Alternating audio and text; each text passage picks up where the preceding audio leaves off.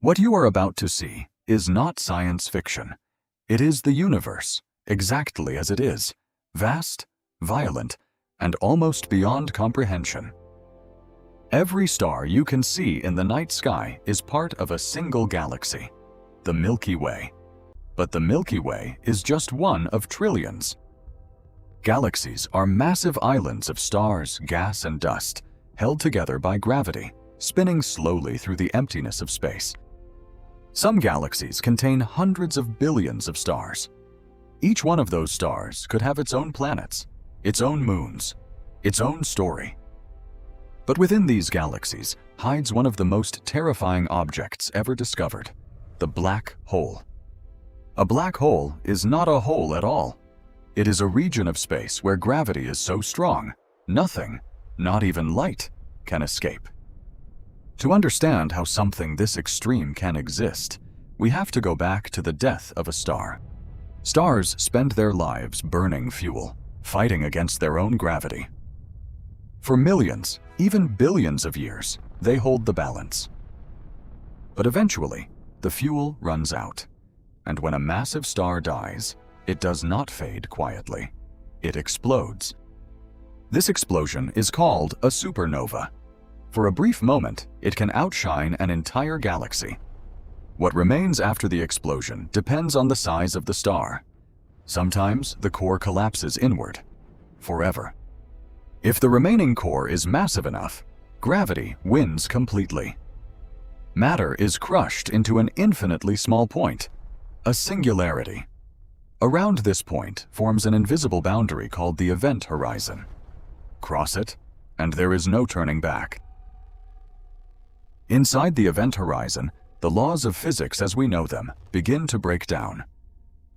Time itself behaves differently near a black hole.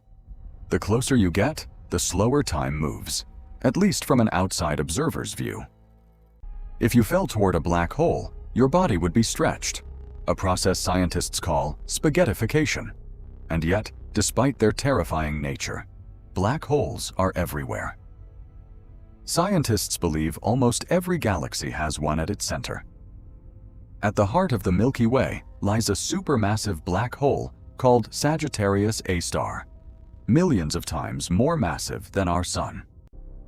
For decades, this object was invisible to us. We could only detect it by watching stars orbit something we could not see. Then, in 2019, humanity captured something that was thought impossible: the first ever image of a black hole's shadow.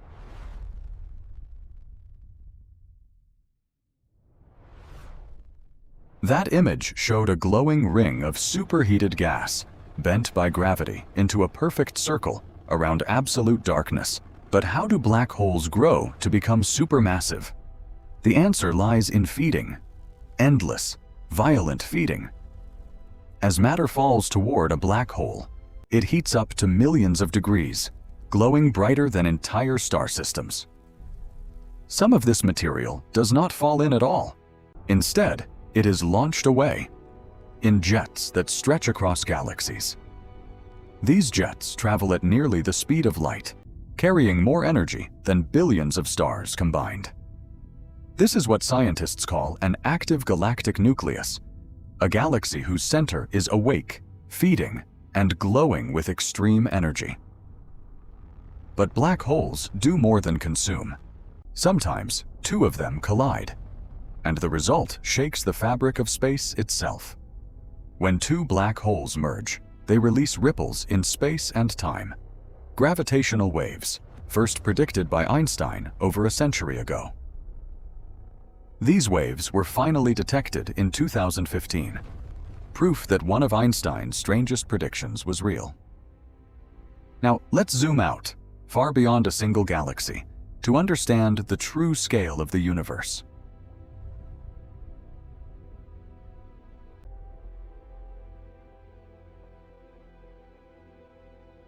Galaxies are not scattered randomly.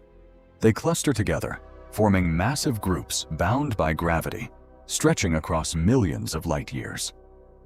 And between these clusters lies something almost completely empty: vast cosmic voids, where almost nothing exists at all. If you connect all the galaxy clusters together, you get something astonishing: the cosmic web, the largest structure in the universe. Our own galaxy sits on one of these filaments, moving through space at over 1,000,000 miles per hour. But to understand where all of this came from, we need to go back, all the way back, to the very beginning.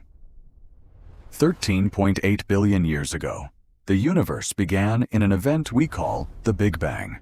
Not an explosion in space, but the birth of space itself.